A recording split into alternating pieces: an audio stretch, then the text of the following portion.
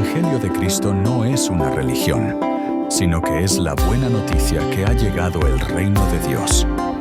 Aquí comienza tu programa, Caminando por el Reino, con Rodo Naurath. Bienvenidos a Caminando por el Reino, el sonido del nuevo pacto. Es un gozo tremendo iniciar esta nueva temporada y, por supuesto, con las enseñanzas del nuevo pacto en Cristo, que estoy seguro han sido de tremenda bendición a quienes nos escuchan en toda Latinoamérica. Esta temporada quiero profundizar con ustedes en el conocimiento de la gracia del Señor, pues estamos llamados a edificarnos en el cuerpo de Cristo, no en una congregación religiosa, sino ser la verdadera iglesia del Señor. Para quienes nos sintonizan por primera vez, les doy la más cordial bienvenida a la familia de este ministerio. Nuestra misión es entregar la sana doctrina de Cristo absolutamente gratis para ustedes.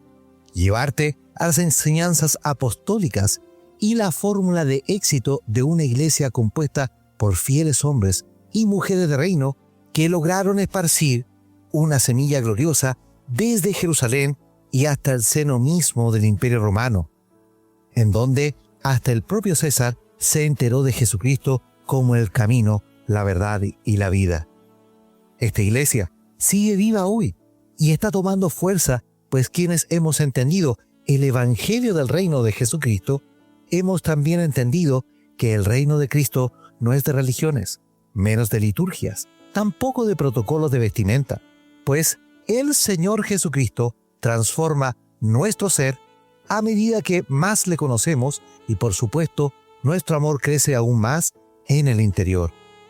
Jesucristo no es religión, y Él vive y reina en el interior de los verdaderos hijos, de esos que hoy están despertando, pues el día del Señor se acerca, y es en estos tiempos de tinieblas, en donde el caos, la incertidumbre reinan en el mundo, y en cuya predicación el miedo es el arma poderosa que el enemigo está usando para tratar de esconder la luz de Cristo, es en estos precisos tiempos cuando los hijos del Señor deben manifestarse para propagar la luz, para esparcir la buena semilla y para ser los dignos embajadores del ministerio de la reconciliación. Por esto, que esta nueva temporada, el Señor nos revelará más de su gracia gloriosa, y estoy seguro que muchos podrán finalmente entender de qué se trata la vida en Cristo Jesús y cuál es el verdadero evangelio apostólico. Para comenzar esta temporada, iniciaremos con un tema glorioso, que es la verdadera reforma. Para esto, les voy a pedir que abran sus Biblias en el libro de Hebreos, capítulo 9, y dice así desde el versículo 6. Y así dispuestas estas cosas, en la primera parte del tabernáculo entran los sacerdotes continuamente para cumplir los oficios del culto.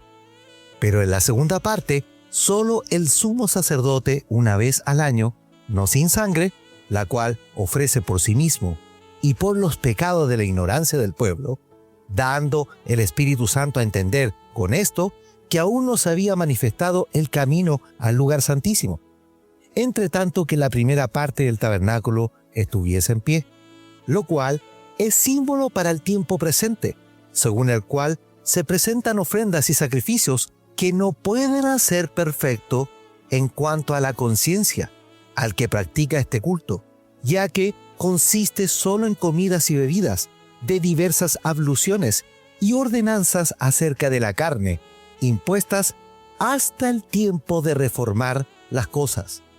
Pero estando presente ya Cristo, sumo sacerdote de los bienes venideros, por el más amplio y más perfecto tabernáculo, no hecho de manos, es decir, no de esta creación, y no por sangre de machos cabríos ni de becerros, sino por su propia sangre, entró una vez para siempre en el lugar santísimo, habiendo obtenido eterna redención.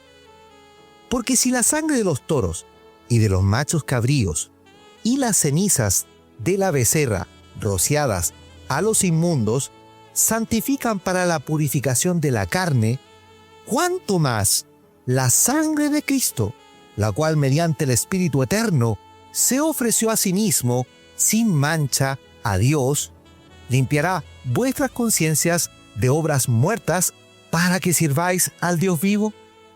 Hebreos capítulo 9, versículos 6 al 14 en la versión Reina Valera. En el siglo XVI, un grupo de hombres de renombre de diferentes locaciones de la Europa medieval iniciaron un movimiento de protesta contra el papado romano, quien hasta ese entonces oficiaba como un silencioso emperador de un imperio religioso y que estaba por sobre incluso de las monarquías de la época, entre ellas la de España con Isabel I de Castilla y Fernando II de Aragón, la de Francia con Luis XII y de Inglaterra con Enrique VII, todas cuales debían respeto al Papa de Roma, pues este era el representante supuestamente de Dios en la tierra. Este movimiento, liderado por Martín Lutero, Felipe de Melanchthon en Alemania, Ulrich Zwingli en Suiza, Juan Calvino en Francia y John Knox en Escocia, fue en respuesta a la venta de las indulgencias que hacía el papado de Roma, cuyo líder, el Papa León X, exigía para el perdón de los pecados, y con el dinero recaudado comenzó a construir la fastuosa Basílica de San Pedro, que si tienes oportunidad de visitar algún día en Italia, debes saber que ese majestuoso edificio fue construido con el dinero recaudado con motivo del engaño de limpiar los pecados de muchas personas en toda Europa. La palabra indulgencia proviene del latín indulgeo, que significa ser indulgente o conceder. Por tanto, la indulgencia es algo que se concede en favor nuestro. Ahora, en las palabras de la propia Iglesia Católica, la definición que se da a la indulgencia es la siguiente: es la remisión ante Dios de la pena temporal por los pecados, ya perdonados, en cuanto a la culpa que un fiel dispuesto y cumpliendo determinadas condiciones consigue por mediación de la Iglesia, la cual, como administradora de la redención, distribuye y aplica con autoridad el tesoro de las satisfacciones de Cristo y de los santos. Miren la definición que tiene la propia Iglesia Católica de las indulgencias. Llega a sorprender esta definición y cómo la organización llamada Iglesia Católica se atribuyó la administración de la redención. En otras palabras, ser el ente en la tierra con la capacidad de perdonar los pecados de alguien. Curiosa atribución que se contrapone absolutamente con lo establecido en las Escrituras y aún en las propias Biblias que la Iglesia Católica tenía en la época. Cabe notar que hasta el día de hoy la Iglesia sostiene esta atribución, incluso de colocar un lugar imaginario llamado purgatorio, en donde supuestamente están todos los que tienen, por así decirlo de alguna manera, la posibilidad de ir al cielo, como si el cielo recibiese a cualquiera. Martín Lutero, al ver tal nivel de corrupción en la Iglesia Católica, decide promulgar una tesis con la misión de reformar la Iglesia, con un claro énfasis en eliminar de una vez y por todas las indulgencias por no tener un asidero bíblico y, por supuesto, frenar la recaudación obscena que la Iglesia Católica hacía por tales conceptos. Fue así que el 31 de octubre de 1517, en la ciudad de Wittenberg, Alemania, Martín Lutero decide promulgar la reforma colocando 95 carteles de su tesis en la puerta de la propia Iglesia Católica del castillo de Wittenberg, declarando con esto osadamente la equivocación de la Iglesia Católica e iniciando así lo que conocemos hasta el día de hoy como el protestantismo. Por cierto, esta temeraria acción de Martín, junto a los otros revolucionarios hombres de la Reforma, fue una clara declaración de guerra a la Iglesia, y en especial al Papa León X, quien, en represalia, mandó a matar a Martín Lutero y a los reformadores de toda Europa, desatando con esto una persecución de los reformistas por todas las ciudades. Si bien podemos alabar la valentía de los reformadores de oponerse a un régimen eclesiástico e imperial de la Iglesia Católica, lo que más resalta de este levantamiento es el inicio de diversas denominaciones y tipos de iglesia que incluso prevalecen hasta el día de hoy. ¿Cuál fue entonces el problema de esta reforma? Que al final no fue una reforma. La Iglesia Católica hizo modificaciones, pero no reformó nada. Por otro lado, cada uno de los reformadores fundaron sus propias organizaciones. Es así como nace la Iglesia Calvinista, la Luterana y unos años después la Anglicana con Enrique VIII, formando sus propios imperios y de los cuales en herencia tenemos muchos de ellos hasta el día de hoy. Por lo tanto, no hubo una reforma. Hubo un levantamiento rebelde contra una organización que en el nombre del Señor Jesucristo se levantó. Incluso debido a este tipo de movimiento rebelde, se desató en la época la más sangrienta de la historia, donde muchos murieron a manos de la Iglesia Católica por la denominada Santa Inquisición. ¿Por qué es importante resaltar estos aspectos de la historia? Porque hoy tenemos acceso a lo que realmente ocurrió y que debemos entender que la reforma de Martín Lutero no es ni será jamás la verdadera reforma. Es por ello que nuestro hermano Apolos junto al hermano Lucas, al escribir en el año 66 la carta póstuma del apóstol Pablo, ellos nos dicen lo siguiente en Hebreos capítulo 9, lo cual es símbolo para el tiempo presente, según el cual se presentan ofrendas y sacrificios que no pueden hacer perfecto en cuanto a la conciencia al que practica ese culto, ya que consiste solo de comidas y bebidas de diversas abluciones y ordenanzas acerca de la carne, impuestas, y mire lo que dice aquí, es súper importante esta frase, impuestas hasta el tiempo de reformar las cosas.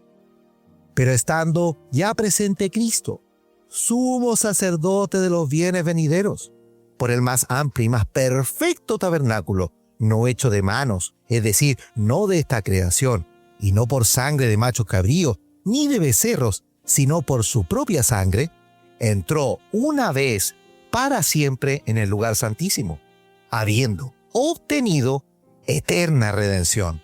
Hebreos capítulo 9, versículo 9 al 12 en la versión Reina Valera. Pablo establece que el tiempo de la reforma comenzó con la llegada de Cristo. Por eso que tiene esta expresión, hasta el tiempo de reformar las cosas. Entonces, lo que debemos entender que la religión judía, religión que los propios israelitas hicieron a partir de la ley de Moisés y no ordenada por Dios, esa religión y todo lo que contenía finalizaba con la llegada del tiempo de la reforma con Cristo Jesús. Es por esto que al decir en el versículo 11, pero estando presente Cristo, esta declaración es más que suficiente para dejar claro que todo lo anterior ya no corre porque el autor de la ley de Moisés estaba presente allí para reformarlo todo. Los autores de Hebreos registran la palabra reforma con la palabra griega diordosis o diortosis, que significa enderezar completamente lo torcido o volver a poner el lugar correcto. También significa el proceso de establecer un nuevo orden, y así lo registra el diccionario de Swanson y el Vine del Nuevo Testamento. Solamente el autor de la ley podría establecer un nuevo orden. Solo el autor de los mandamientos y por supuesto del culto y tabernáculo hebreo tiene la autoridad de volver a poner todas las cosas en el lugar correcto y establecer un tiempo para reformarlo todo. Por esta razón, que ni la buena intención de los reformistas del siglo XVI podrían igualar la colosal reforma que Cristo, sumo sacerdote y administrador legítimo de la redención, hizo desde el tiempo de su llegada. Oremos al Señor. Gracias te doy, Señor, por iniciar una nueva temporada y para hablar de un tema tan fascinante como es la reforma que tú nos trajiste a la tierra. Padre, te pido que tú abras los entendimientos de cada uno de tus hijos, sobre todo de quienes nos escuchan por primera vez. Para aquellos que siguen el programa, Señor, ábreles todavía más de tu gracia, para que en esta temporada tu gracia, Señor, abunde en los corazones. Abra nuestro entendimiento, logremos sacar y renunciar a los conocimientos antiguos que no nos permiten ver tu gloria, ni menos disfrutar de la multiforme gracia tuya. Padre, yo te ruego que tu Espíritu Santo saque toda barrera, todo prejuicio, todo, Señor, mal pensamiento, todo lo que impida que correr de este mensaje corra en esta nueva temporada. Y para estos primeros capítulos, Señor, yo te pido que tus hijos, Señor, estén despiertos a un nuevo orden y a la nueva reforma, o a la mejor reforma de todas que tú viniste a establecer hace ya casi 2000 años. Te pido, Señor, que tu gracia sea con nosotros en este nuevo tiempo, en el nombre de Jesucristo. Amén y amén. Amados, los invito para mañana, para seguir conversando acerca de la verdadera reforma y a caminar por el reino. Amados, súmate a la familia de Caminando por el Reino y comparte el mensaje por tus redes sociales.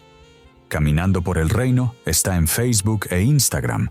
Escucha nuestros episodios por YouTube y Spotify, la red musical más grande del mundo, y transforma tu vida en el nuevo pacto en Cristo.